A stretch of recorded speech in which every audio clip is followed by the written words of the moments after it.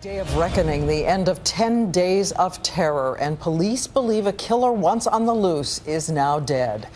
These images tell the story. The charred foundation, all that's left of a cabin in the woods, set ablaze. And police believe that Christopher Dorner was inside. While in another part of Southern California, police gathered to lay one of his victims to rest, one of their own. His widow, in a moving embrace by his casket covered with a flag. We begin tonight's coverage with ABC's Cecilia Vega now. Cecilia. Diane, good evening. I am standing at the one-time police command post, the heart of that manhunt for Christopher Dorner. And just take a look at this right over my shoulder. Those houses right there. We now know that's where Dorner was holed up just as of yesterday. Neighbors telling us he very well may have been hiding in plain sight. From a barrage of gunfire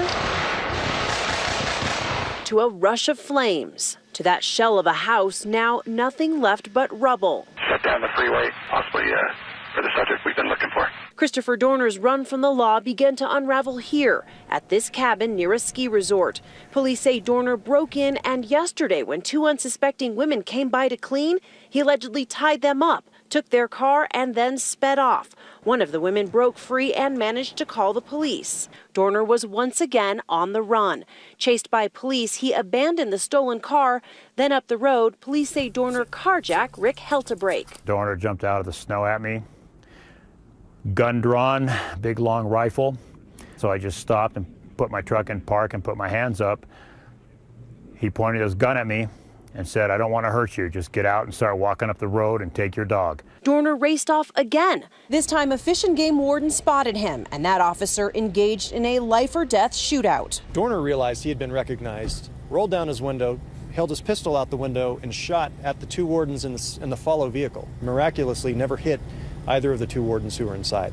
But police say Dorner did shoot two other officers during his run yesterday, killing 35-year-old Jeremiah McKay, who leaves behind a 7-year-old daughter and 4-month-old son. The former Navy reservist then holed himself up in a cabin, and here, in these usually quiet mountains, an intense firefight broke out. Police say they fired tear gas into the cabin.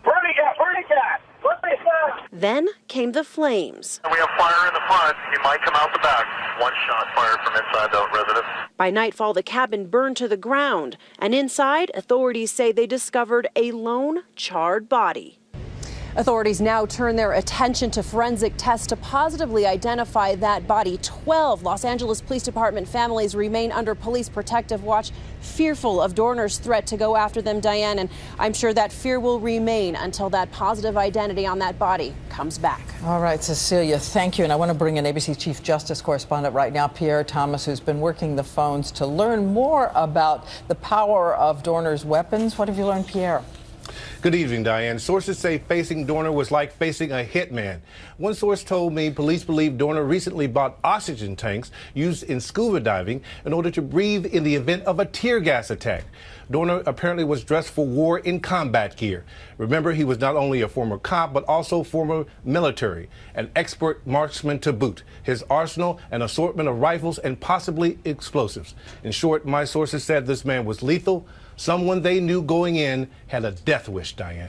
And undoubtedly there's more to come on all of this. Thank you, Pierre. And as we said today, police paid a solemn farewell to one of their own, the first officer killed in the rampage. Dozens of patrol cars leading the procession for the funeral of police officer Michael Crane. Crane was a former Marine, dad to 10-year-old Ian, 4-year-old Caitlin. His wife Regina talked about their lives together. It just seemed too good. Everything seemed too perfect. As we said, it was an emotional and solemn ceremony today.